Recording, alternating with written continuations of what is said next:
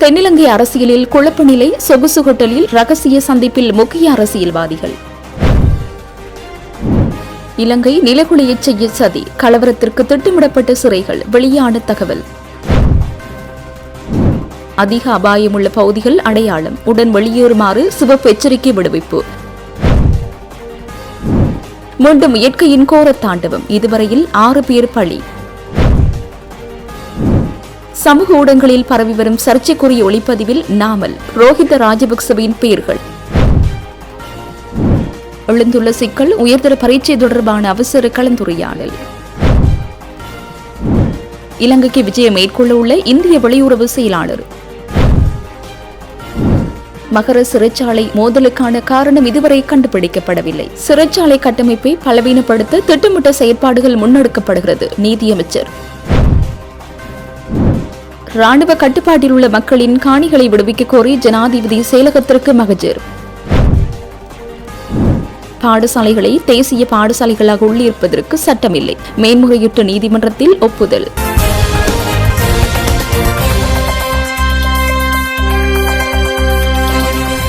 கொழும்பில் உள்ள பிரபல சொகுசு ஹோட்டலில் 2 முன்னாள் ஜனாதிபதிகளும் எதிர்க்கட்சி தலைவர்களும் ரகசிய உரையாடலில் ஈடுபட்டுள்ளதாக தகவல் வெளியாகியுள்ளது. முன்னாள் வெகுஜன ஊடக அமைச்சகத்தின் செயலாளர் அனுஷா பல்பீட்டவின் மகனின் திருமணத்தில் இந்த சந்திப்பு நடைபெற்றுள்ளது. இந்த நிகழ்வு கொழும்பில் உள்ள சொகுசு ஹோட்டலில் நடைபெற்றுள்ளது. இந்த சந்திப்பில் முன்னாள் ஜனாதிபதிகளான ரணில் விக்ரமசிங்க மற்றும் கோட்டாபய ராஜபக்ச, நாடாளுமன்ற உறுப்பினர் நாமல் ராஜபக்ச, முன்னாள் அமைச்சர் அனுர பிரியதர்சன ஜாப்பா மற்றும் அரசாங்க தகவல் திணைக்களத்தின் முன்னாள் பணிப்பாளர் தினித் சிந்தக கருணாரத்ன ஆகியோர் உரையாடலில் ஈடுபட்டுள்ளனர். இருப்பினும் இந்த சந்திப்பில் கலந்துரையாடப்பட்ட விடயங்கள் குறித்து இதுவரை எவ்வித தகவல்களும் வெளியாகவில்லை என்பது குறிப்பிடத்தக்கது.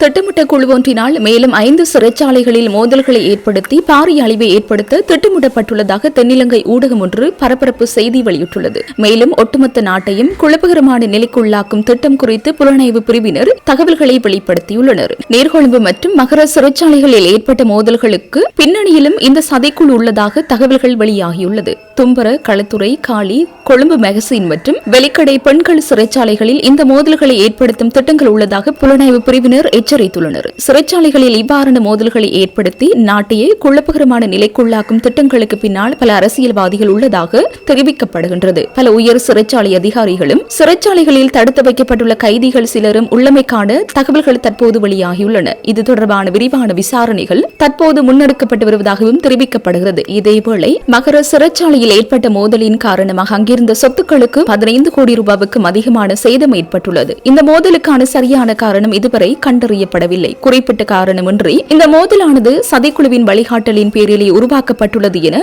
விசாரணை அதிகாரிகள் சந்தேகிக்கின்றனர். இதேவேளை தற்போது இலங்கையில் உள்ள அனைத்து சிறைச்சாலைகளின் பாதுகாப்பும் பலப்படுத்தப்பட்டுள்ளதாகவும் தகவல் வெளியாகியுள்ளது. நாட்டில் அதிக அபாயமுள்ள பகுதிகளில் 16,737 குடும்பங்கள் வசித்து வருவது அடையாளம் காணப்பட்டுள்ளதாக இலங்கை தேசிய கட்டட ஆராய்ச்சி நிறுவனத்தின் சிரேஷ்ட புவியியலாளர் வசந்த சேனாதீர தெரிவித்துள்ளார். தற்போது நிலவும் பேரிடர் நிலைமை குறித்து நேற்று அரசாங்க தகவல் திணைக்களத்தில் நடைபெற்ற ஊடக சந்திப்பில் அவர் இந்த அறிக்கையை வெளியிட்டுள்ளார். மேலும் அவர் கூறுகையில், கனமழை காரணமாக கண்டி மாவட்டத்தில் உள்ள உடுதும்புர, கங்கைகள கோரளை மற்றும் பஸ்பாகை கோரளை பிரதேச செயலக பிரிவுகளுக்கும், கேகாலை மாவட்டத்தில் உள்ள ஜட்டியன்தோட்டை பிரதேச செயலக பிரிவுக்கும், நுவரெலியா மாவட்டத்தில் உள்ள அம்பகமுவ மற்றும் நோர்வூட் பிரதேச செயலக பிரிவுகளுக்கும் வெளியேறுவதற்கான சிவப்பு அறிவிப்பு விடுக்கப்பட்டுள்ளது. அபாயகரமான பகுதிகளில் வசிக்கும் மக்கள் இதுகுறித்து கவலைப்பட வேண்டும் என்றும், பாறைச்சரிவு பகுதிகளுக்கு அருகிலுள்ள கால்வாய்கள் மற்றும் வீதிகளின் இருபுறமும் கடைகளை கட்டும் மக்கள் இதுகுறித்து கவலைப்பட வேண்டும் என்றும் தெரிவித்துள்ளார். டிட்பா புயலால் நிலச்சரிவுகள் தீவிரமடைந்துள்ள பகுதிகளில் இந்த மழையின் காரணமாக அவை மீண்டும் தீவிரமடைய வாய்ப்புள்ளது என்று அவர் கூறியுள்ளார். மேலும் அபாயகரமான சூழ்நிலை காரணமாக அதிக ஆபத்துள்ள பகுதிகளில் வசிக்கும் மக்கள் பாதுகாப்பான இடங்களுக்கு செல்லுமாறு கேட்டுக் கொள்ளப்படுவதாகவும் அவர் கூறியுள்ளார். சப்ரமு மாகாணம், கண்டி மற்றும் நுவரெலியா மாவட்டங்களில் நிலவி வரும் மோசமான வானிலை காரணமாக இதுவரை 6 பேர் உயிரிழந்துள்ளதாக போலீசார் தெரிவித்துள்ளனர். மேலும் வெள்ள நீரில் அடித்துச் செல்லப்பட்ட ஒருவர் காணாமல் போயுள்ளதாகவும் தெரிவிக்கப்பட்டுள்ளது. நேற்று பெய்த கனமழையால் பொல்பிட்டிய மொரககேனகம பகுதியில் அமைந்திருந்த வீடு ஒன்றின் மீது மண் சரிவு ஏற்பட்டதில் 3 பெண்கள் உட்பட 4 பேர் உயிரிழந்துள்ளனர். நேற்று பெய்த கடும் மழையினால் அந்த வீட்டின் மீது மண்குன்று சரிந்து விழுந்ததாகவும் வீட்டுக்குள் இருந்த 4 பேரும் அதில் சிக்கி உயிரிழந்ததாகவும் போலீசார் தெரிவித்தனர். இதற்கு வழிக்கடையில் நாவலப்பட்டி சோழங்கந்த பகுதியில் அமைந்திருந்த கடையொன்றின் மீது திடீரென மண்சரிவு ஏற்பட்டதில் 67 வயதுடைய ஒருவர் உயிரிழந்துள்ளார். இந்த விபத்துக்கு பின்னர் நாவலப்பட்டி தொலஸ்பாகை வீதியின் 2ஆம் மைல் கல் அருகில் உள்ள பகுதி முழுமையாக போக்குவரத்துக்கு மூடப்பட்டது.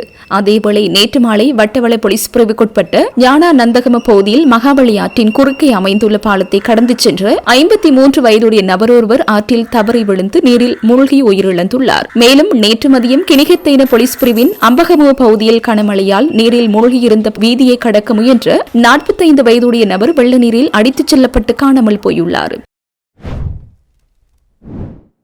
பாதாள உலக குழு தலைவரான ஹரக்கட்டா தொடர்பான சர்ச்சைக்குரிய ஒளிப்பதிவு ஒன்று சமூக ஊடகங்களில் பரவி வருகின்றது. இதில் நாமல் ராஜபக்ச, ரோஹித ராஜபக்ச, சாகல ரத்நாயக்க மற்றும் உயர் போலீஸ் அதிகாரிகள் பலரது பெயர்கள் குறிப்பிடப்பட்டுள்ளன. ஹரக்கட்டாவை சிறையிலிருந்து விடுவிக்கவும் அவருக்கு பாதுகாப்பு வழங்கவும் சுமார் 20 கோடி ரூபாய் லஞ்சம் கோரப்பட்டதாக கூறப்படும் குற்றச்சாட்டுகள் இதில் குறிப்பிடப்பட்டுள்ளன. இந்த டீலில் சரித் அபேசிங்கு, முன்னாள் அமைச்சர் விஜயதாச ராஜபக்சவின் மகன் ரக்கித்த ராஜபக்ச ஆகியோர் ஈடுபட்டுள்ளதாக கூறப்படுகிறது. ஹரக்கட்டாவை சிறையிலிருந்து விடுவிப்பதற்கும் அவருக்கு பாதுகாப்பு வழங்குவதற்கும் 20 கோடி ரூபாய் லஞ்சமாக பெற ஒப்பந்தம் செய்யப்பட்டதாக கூறப்படுகிறது.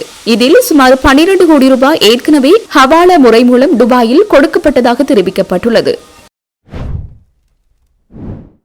அரச பயங்கரவாத இயந்திரம் தமிழர்களுக்கு எதிராக தேசிய மக்கள் சக்தியின் காலத்திலும் தமது வன்முகத்தை காட்டி நிற்கின்றது என கிறிஸ்தவ ஒத்துழைப்பு இயக்கத்தின் இணைப்பாளர் அருட்தந்தை மா சக்திவேல் தெரிவித்துள்ளார். அவர் இன்று வெளியிட்டுள்ள தனது ஊடக அறிக்கையிலேயே இவ்வாறு குறிப்பிட்டுள்ளார். அந்த அறிக்கையில் மேலும் தெரிவிக்கப்பட்டுள்ளதாவது, மாற்றமெனும் துணையோடு ஆட்சிப்பீடம் ஏறியுள்ள தேசிய மக்கள் சக்தி முள்ளிவாய்க்காலில் நிகழ்த்திய இனப்படுகொலையில் கொல்லப்பட்டவர்களுக்காக தெற்கில் நினைவேந்தல் நடத்துபவர்களையும் அந்த நினைவுகளில் வளவாளர்களாக கலந்து கொள்பவர்களையும் பயங்கரவாத தடுப்பு பிரிவினரால் தொடர்ந்து விசாரணைக்கு அழைத்து வருகிறது. இதனை கிறிஸ்தவ ஒத்துழைப்பு இயக்கம் வன்மையாக கண்டிப்பதோடு நினைவேந்தல் சுதந்திரத்துக்கு எதிரான செயற்பாட்டினையும் நிறுத்துமாறு கோரிக்கை விடுக்கின்றது. கிறிஸ்தவ ஒத்துழைப்பு இயக்கம் கடந்த 2010ஆம் ஆண்டிலிருந்து வருடந்தோறும் முள்ளிவாய்க்கால் நினைவேந்தல இனவாத கும்பல்களின் எதிர்ப்புக்கு மத்தியில் தெற்கில் நடாத்தி வருகின்றது. அந்த வகையில் கடந்த வருடம் நீர்கொழும்பில் நினைவேந்தல் நடத்திய போது இனவாத கும்பல் எதிர்ப்பினை நிகழ்த்த திரண்டதோடு நிகழ்வுகளுக்குள் போலீசாரும் நுழைந்து பதற்ற நிலை ஏற்படுத்தினர். அதனைத் தொடர்ந்து நினைவேந்தலை ஒழுங்கு செய்த கிறிஸ்தவ ஒத்துழைப்பு இயக்கத்தின் சகோதரி ஒருவரும் அருட்தந்தை ஒருவரும் பயங்கரவாத தடுப்பு பிரிவினரால் விசாரணைக்கு அழைக்கப்பட்டு நீண்ட நேரம் விசாரணைக்குட்படுத்தப்பட்டனர்.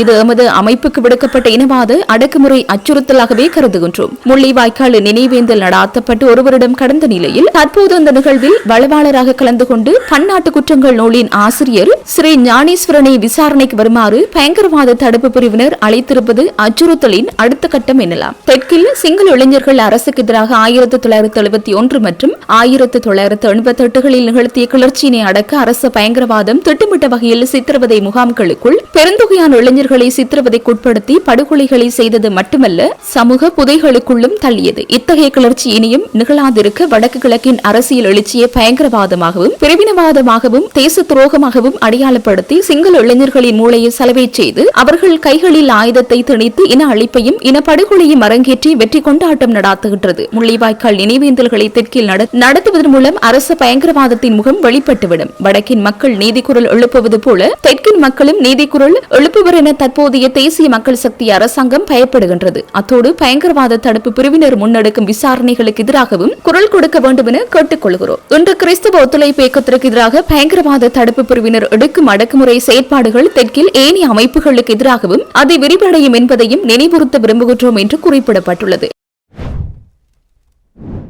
எதிர்வரும் நாட்களில் நடைபெறவுள்ள தரம் 5 புலமை பரிசில் பரீட்சை மற்றும் கல்வி பொது தராதர உயர்தர பரீட்சை என்பன தொடர்பாக சிறப்பு கலந்துரையாடல் ஒன்று நடைபெறவுள்ளது. வளிமண்டலவியல் திணைக்களம், அனர்த்த முகாமைத்துவ மத்திய நிலையம் மற்றும் பரீட்சை திணைக்களம் ஆகியவற்றின் பிரதிநிதிகளுக்கிடையே குறித்த கலந்துரையாடல் நடைபெறவுள்ளது. வளிமண்டலவியல் திணைக்களத்தின் பணிப்பாளர் நாயகம் அஜித் விஜயமானு குறித்த விடயத்தை தெரிவித்துள்ளார். அவர் மேலும் தெரிவிக்கையில், நிலவும் மழைக்கால வானிலையுடன் பரீட்சை பணிகள் தொடர்பாக மேற்கொள்ளப்பட வேண்டிய அடுத்த கட்ட நடவடிக்கைகள் குறித்து இதன்போது கலந்துரையாடப்பட உள்ளதாக வளிமண்டலவியல் திணைக்களத்தின் பணிப்பாளர் நாயகம் அஜித் விஜயமானு குறிப்பிட்டுள்ளார். உயர்தர பரீட்சையுடன் அப்பகுதியில் ஏற்படும் நிலைமைகள் குறித்து கலந்துரையாடுவதற்காக பரீட்சை திணைக்களம் மற்றும் அனர்த்த முகாமைத்துவ மத்திய நிலையத்துடன் இணைந்து 5ஆம் தேதி சந்திப்பொன்றை ஏற்பாடு செய்துள்ளோம். அங்கு இதற்கு எவ்வாறு முகம் கொடுப்பது என்பது குறித்து நாங்கள் தயாராகி வருகிறோம். ஒட்டுமொத்தமாக பார்த்தால் ஆகஸ்ட் மாதம் மழை குறைவான காலமாகும். எனினும் பருவக்காற்று தீவிரமடைந்துள்ளமையால் இது ஒரு தற்காலிக நிகழ்வாகும். அத்துடன் 6 மற்றும் 7ஆம் 8ஆம் தேதிகளுக்கு பிறகு மழை சற்று குறையும். எப்படி எப்படியும் பரீட்சை 10ஆம் தேதிக்கு பிறகே உள்ளது என்பதால் அந்த நேரத்திற்குள் இந்த தாக்கம் பெருமளவில் குறைந்துவிடும் என்றார். எதிர்வரும் 6ஆம் தேதிக்கு பிறகு பசிபிக் பெருங்கடல் பகுதியில் ஏற்படும் சூறாவளி நிலைமையின் தாக்கம் காரணமாக நாட்டில் மழையளவில் ஓரளவுக்கு அதிகரிப்பு எதிர்பார்க்கலாம் என்றும் அவர் மேலும் குறிப்பிட்டுள்ளார். இந்திய வெளியுறவு செயலாளர் விக்ரம் மிஸ்ரி உத்தியபுர விஜயம் ஒன்றை மேற்கொண்டு இவ்வாரம் இலங்கைக்கு வருகை தரவிருப்பதாக தகவல்கள் வெளியாகியுள்ளன. இந்த விஜயத்தின் போது அவர் வெளிவிவகார அமைச்சர் உள்ளடங்கலாக அரசாங்கத்தின் உயர்மட்ட பிரதிநிதிகள், எதிர்க்கட்சித் தலைவர், தமிழ் தேசிய அரசியல் கட்சிகளின் பிரதிநிதிகள், மலையக மக்களை பிரதிநிதித்துவப்படுத்தும் கட்சிகளின் பிரதிநிதிகள் என பல்வேறு தரப்பினரும் சந்திப்புகளை நடத்துவார் என எதிர்பார்க்கப்படுகிறது. இதேவேளை தொழிலாளர் காங்கிரஸ், இலங்கை முஸ்லிம் காங்கிரஸ், ஜனநாயக தமிழ் தேசிய கூட்டணி மற்றும் தமிழ் முற்போக்கு கூட்டணி ஆகிய 6 தமிழ் பேசும் அரசியல் கட்சிகளும் தமது சுயாதீனத்தையும் கொள்கைகளையும் அரசியல் நிலைப்பாடுகளையும் பேணிக் கொண்டு பொது இணக்கப்பாடு எட்டப்படும் விடயங்களில் தமிழ் பேசும் மக்களின் நலனை முன்னிறுத்தி ஆக்கப்பூர்வமான முறையில் இணைந்து செயற்படுவதற்கு உடன்பட்டிருக்கும் நிலையில் அக்கட்சிகளின் பிரதிநிதிகளும் கூட்டாக விக்ரம் மிஸ்ரியை சந்திப்பர் என தெரிவிக்கப்படுகிறது. அத்தோடு எதிர்வரும் செவ்வாயன்று மேற்படி 6 கட்சிகளின் பிரதிநிதிகளுக்கும் இந்திய உயர்ஸ்தானிகர் சந்தோஷ் ஜாவுக்கும் இடையில் நடைபெறவிருக்கும் சந்திப்பின் போது இது பற்றியும் கலந்துரையாடப்படும் என கூறப்படுகிறது. மகர சிறைச்சாலை மோதலுக்கான காரணம் இதுவரையில் கண்டுபிடிக்கப்படவில்லை. சிறைச்சாலை கட்டமைப்பை பலவீனப்படுத்த திட்டமிட்ட வகையில் செயற்பாடுகள் முன்னெடுக்கப்படுவதை அறிய முடிகிறது என நீதி மற்றும் தேசிய ஒருமைப்பாடுகள் அமைச்சர் ஹர்சன நாணயக்கார தெரிவித்துள்ளார். இன்றைய தினம் பாராளுமன்றத்தில் நடைபெற்ற கூட்டத்தில் அவர் இதனை தெரிவித்துள்ளார். இதன்போது அமைச்சர் சிறைச்சாலை மோதல்கள் தொடர்பில் விசேட தகவல்கள் கிடைக்கப்பெற்றுள்ளன. ஒரு சில சிறைச்சாலைகள் குறித்து விசேட கவனம் செலுத்தப்பட்டுள்ளது. சந்தேகமும் மகர சிறைச்சாலை மோதலுக்கு வெளியாட்களின் ஒத்துழைப்பு கிடைக்கப்பெற்றுள்ளதா என்ற சந்தேகமும் காணப்படுகிறது என்றும் சபையில் குறிப்பிட்டுள்ளார். வடக்கு கிழக்கு யுத்தத்தின் போது அரசின் ராணுவத்தினரால் கையகப்படுத்தப்பட்ட மக்களின் காணிகளை மீட்கும் பிரச்சினைக்கு உடனடி தீர்வுகளை வழங்குமாறு கோரி ஜனாதிபதி செயலகத்திற்கு நேற்று மகஜர் ஒன்று கையளிக்கப்பட்டுள்ளதாக சம உரிமை இயக்கம் தெரிவித்துள்ளது. கேப்பாப்புலவு மற்றும் பலாலியில் காணிகளை இழந்த மக்களின் நில உரிமை தொடர்பாக உருவாக்கப்பட்ட சிவில் அமைப்புகள் மற்றும் சம உரிமை இயக்கம் என்பன பங்கெடுத்ததுடன் அது தொடர்பான கலந்துரையாடல் ஒன்றும் சம்பந்தப்பட்ட அதிகாரிகளுடன் இடம்பெற்றுள்ளது. 1000 பாடசாலைகளை தேசிய பாடசாலைகளாக தரம் உயர்த்தும் மத்திய கல்வி அமைச்சின் முயற்சிக்கு எதிராக மேன்முறையீட்டு நீதிமன்றத்தில் ஈழ மக்கள் புரட்சிகர விடுதலை முன்னணி சார்பில் அதன் துணைச் செயலாளராகிய கலாநிதி கந்தையா சர்வேஸ்வரன் அவர்களால் தாக்கல் செய்யப்பட்டுள்ள வழக்கு வெற்றி பெற்றுள்ளது. அரசியல் ஜாப்பின் 13வது திருத்தச் சட்டத்தின் பிரகாரம் கல்வி மாகாணங்களுக்கு ஒதுக்கப்பட்ட விடயமாகும். எனினும் யுத்த காலங்களில் மத்திய கல்வி அமைச்சுக்கு அரசியல் ஜாப்புக்கு முரணாக இலங்கை முழுவதிலும் ஏறத்தாழ 350 வரையிலான பாடசாலைகளையும் குறிப்பாக வடக்கு மாகாணத்தில் 20 பாடசாலைகளையும் அமைச்சரவை பத்திரம் மற்றும் நிர்வாக வழிமுறைகள் மூலம் தேசிய பாடசாலை என்ற பெயரில் தனது ஆளுகையின் கீழ் கொண்டு வந்திருந்தது. மைத்ரிபால சிறிசேனவின் தலைமையிலான ஆட்சியின் கீழ் மஹிந்த ராஜபக்சவை பிரதமராக கொண்டு நடைபெற்ற 50 நாள் ஆட்சியில் டலஸ் அழகப்பெரும கல்வி அமைச்சராக இருந்தார். அவர் ஏற்கனவே தேசிய பாடசாலை என்ற பெயரில் செயற்பட்டு வந்த 350 வரையிலான பாடசாலைகளுக்கு மேலதிகமான 650 வரையிலான பாடசாலைகளை உள்ளிருத்து நாடு தழுவிய வகையில் 1000 பாடசாலைகளை தேசிய பாடசாலை என்ற பெயரில் மாகாணங்களிடமிருந்து கபலீகரம் செய்து மத்திய கல்வி அமைச்சின் கட்டுப்பாட்டில் செயற்படுத்தும் நோக்குடன் 1000 தேசிய பாடசாலை திட்டத்தை அறிவித்தார். அவரை தொடர்ந்து கல்வி அமைச்சராக செயற்பட்ட GL பீரிஸ் மற்றும் தினேஷ் குணவர்த்தன போன்றவர்களும் இத்திட்டத்தை நடைமுறைப்படுத்துவதில் தீவிரமாக செயற்பட்டனர். இந்த திட்டம் 13வது திருத்தச் சட்டத்திற்கு மாகாணத்திற்கு வழங்கப்பட்ட அதிகாரத்தை மீறும் செயல். எனவே இத்திட்டமானது அரசியல் ஜாப்புக்கு முரணானதும் சட்டவிரோதமானதாகும். எனவே இத்திட்டம் செயற்படுத்தப்படாமல் தடை செய்யப்பட வேண்டும் என மேன்முறையீட்டு நீதிமன்றத்தில் முன்னாள் கல்வி அமைச்சரான கலாநிதி கந்தையா சர்வேஸ்வரன் 2022ஆம் ஆண்டு வைகாசி மாதத்தில் வழக்கு தாக்கல் செய்திருந்தார். நீதிமன்றம் இத்திட்டத்திற்கு தடை உத்தரவு வழங்க மறுத்தது. ஆனால் வழக்கை ஏற்றுக்கொண்டது. இந்த வழக்கில் மத்திய கல்வி அமைச்சர், அவரது செயலாளர் உட்பட 16 பேர் பிரதிவாதிகளாக பிரஸ்தாபிக்கப்பட்டிருந்தனர். பிரதிவாதிகள் சார்பில் முன்னிலையான அரசு தரப்பு சட்டத்திரணி தனது தரப்பு வாதம் 6168 இதனையும் முன்வைக்கவில்லை. மாறாக இத்திட்டத்தினை செயற்படுத்துவார்களா இல்லையா என்பது பற்றி அமைச்சரிடம் பேசி பதில் சொல்ல கால அவகாசம் வேண்டும் என கோரி ஒவ்வொரு அமர்விலும் கால இழுத்தடிப்பை செய்து வந்தார். இந்நிலையில் 18/8/2023ஆம் தேதியிடப்பட்ட சுற்றறிக்கை அனைத்து மாகாண ஆளுநர்களின் செயலாளர்கள், பிரதம செயலாளர்கள் மற்றும் மாகாண பணிப்பாளர்களுக்கு மத்திய கல்வி அமைச்சின் செயலாளரினால் அனுப்பி வைக்கப்பட்டது. இதில் 1000 பாடசாலைகளை தேசிய பாடசாலைகளாக்கும் பட்டியலில் உள்ள பாடசாலைகளில் ஏற்கனவே சுவீகரிக்கப்பட்ட பாடசாலைகள் தவிர்ந்த ஏனைய பாடசாலைகளின் தேசிய பாடசாலை என்ற பெயர் பலகைகளை அகற்றும்படியும் அப்பாடசாலைகளின் அதிபர்கள் தேசிய பாடசாலை என்ற பதவி முத்திரையோ கடித தலைப்போ பயன்படுத்தப்படக்கூடாது என்றும் இதனை நடைமுறைப்படுத்துமாறும் அறிவுறுத்தியிருந்தது. மேலும் சுற்றறிக்கையில் இப்பாடசாலைகள் தொடர்ந்து மாகாண கல்வி நிர்வாகத்தின் கீழேயே இயங்கும் எனவும் அறிவுறுத்தப்பட்டது. அறிவிக்கப்பட்டிருந்தது. எனினும் கணிசமான பாடசாலைகள் இவற்றை செயற்படுத்த தவறியமையினால் அவற்றை விரைந்து செயற்படுத்துமாறு 20/2/2024 தேதியிடப்பட்ட நினைவூட்டல் கடிதம் மத்திய கல்வி அமைச்சினால் அனைத்து மாகாண கல்வி நிர்வாக தலைவர்களுக்கும் அனுப்பப்பட்டது. இச்சொற்றறிக்கை மூலம் வழக்கு தாக்கல் செய்யப்பட்டதற்கு முன்னர் தேசிய பாடசாலையாக உள்ளூர்க்கப்பட்ட பாடசாலைகள் தவிர ஏனைய அனைத்து பாடசாலைகளும் தொடர்ந்து மாகாண கல்வி அமைச்சின் நிர்வாகத்தின் கீழ் இயங்கும் என்பது நிர்வாக ரீதியாக ஏற்றுக்கொள்ளப்பட்டது.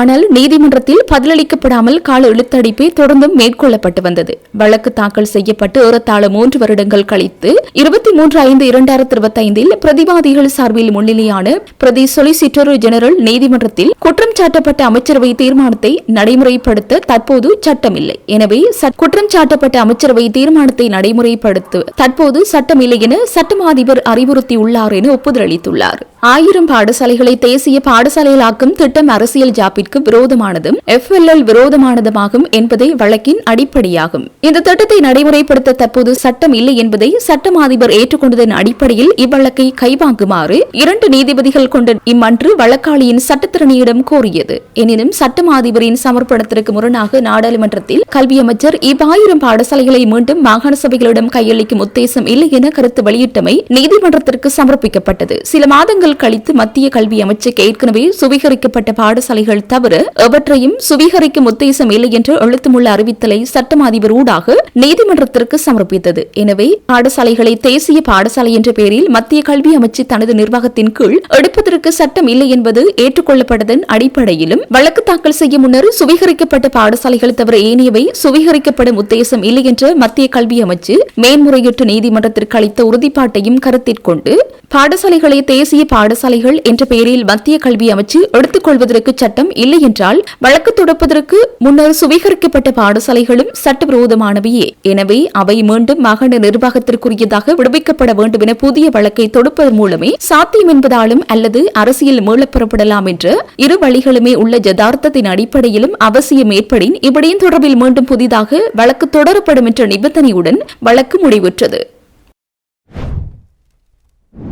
தமிழக எதிர்க்கட்சித் தலைவர் உதயநிதி ஸ்டாலினுக்கு எதிராக ஐடி உட்பட 6 பிரிவுகளில் வழக்கு பதிவு செய்யப்பட உள்ளது. தஞ்சை பனகல் கட்டடம் முன்பு திமுக சார்பில் நேற்று காலை ஆர்ப்பாட்டம் நடந்தது. காவிரி உரிமையை நிலைநாட்டுவதில் தாவேக அரசின் மெத்தன போக்கை கண்டித்தும் விவசாய கடன்களை முழுமையாக தள்ளுபடி செய்ய வேண்டியும் மேகதாது அணை கட்டுவதை தடுக்க தவறிய தாவேக அரசை கண்டித்தும் டெல்டா மாவட்டங்களை வறட்சி மாவட்டங்களாக அறிவிக்க வேண்டியும் நடந்த இந்த ஆர்ப்பாட்டத்திற்கு சட்டசபை எதிர்க்கட்சித் தலைவர் மற்றும் திமுக இளைஞரணி செயலாளரான உதயநிதி ஸ்டாலின் தலைமை தாங்கி பேசினார். அப்போது அவர் காவிரி டெல்டாவில் உள்ள ஆறுகள் அனைத்தும் இன்றைக்கு வறண்டு கிட்டத்தட்ட ஒரு பாலைவனம் போல் காட்சி அளித்துக் கொண்டிருக்கிறது. இந்த நேரத்தில் நம்முடைய தலைவர் முதலமைச்சராக இருந்தால் இந்த நிலைமை ஏற்பட்டிருக்குமா? நம் தலைவர் இந்த நிலைமை ஏற்பட விட்டிருப்பாரா என்றார். தொடர்ந்து முதலமைச்சர் விஜய்க்கு எதிராக அவதூறாக அவர் பேசியது சர்ச்சையானது. உதயநிதிக்கு எதிராக சட்ட நடவடிக்கை மற்றும் வழக்கு பதிவு செய்ய காவல்துறைக்கு உத்தரவிட வேண்டும் என்று தெரிவிக்கப்பட்டுள்ளது. இதேபோன்று எதிர்க்கட்சித் தலைவர் உதயநிதி ஸ்டாலினின் பேச்சுக்கு கண்டனம் தெரிவித்து தமிழ்நாட்டில் ஈரோடில் உள்ள பல்வேறு மாவட்டங்களில்